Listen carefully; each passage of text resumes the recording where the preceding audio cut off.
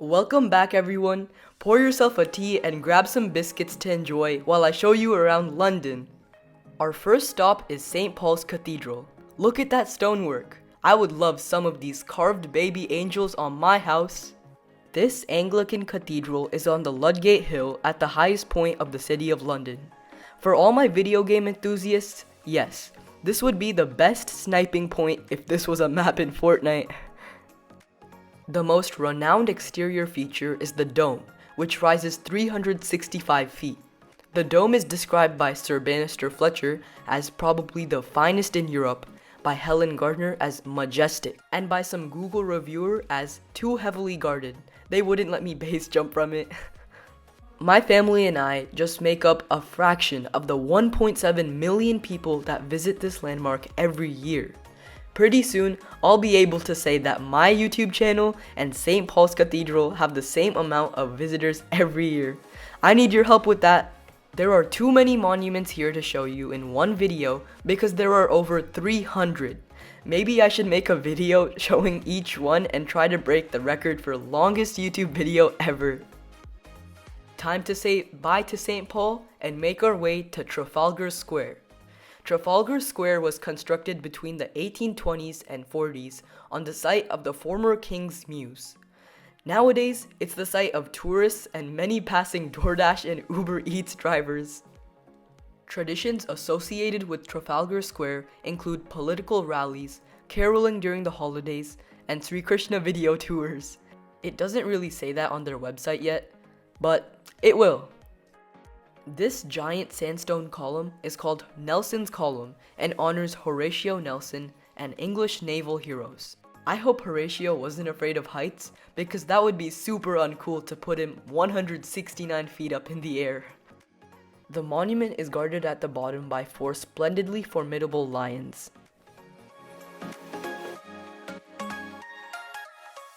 Don't get confused. The Admiralty Arch, the mall, isn't just another mall with an overpriced food court and sad empty stores being rented out.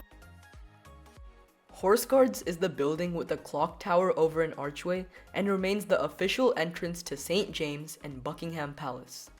Nothing really says welcome like a giant beast that could trample you at any second.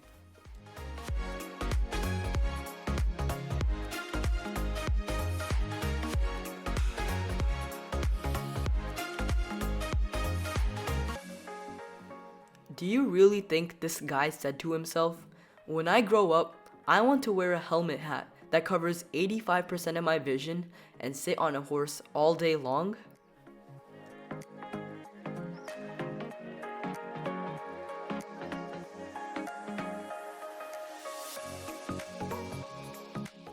All these flags are called the Union Jack and designed back in 1801. I guess it never goes out of style, kind of like my dope bucket hat. I live by one simple rule: do not get within a sword's length of someone carrying a sword. Not all guards wear the same uniform.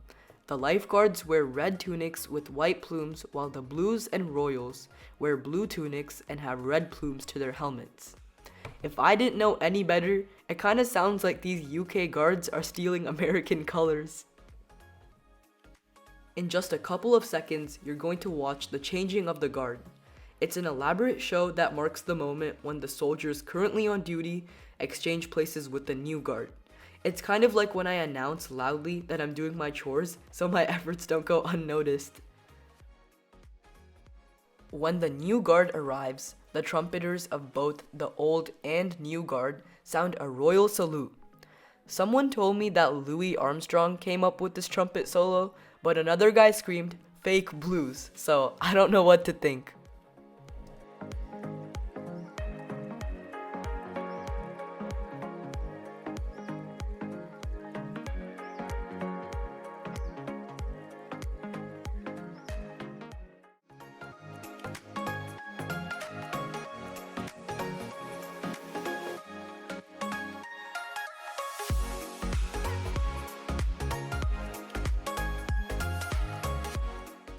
The ceremony wraps up when the new guard then rides through the arch, where they dismount and the horses are led to their stables.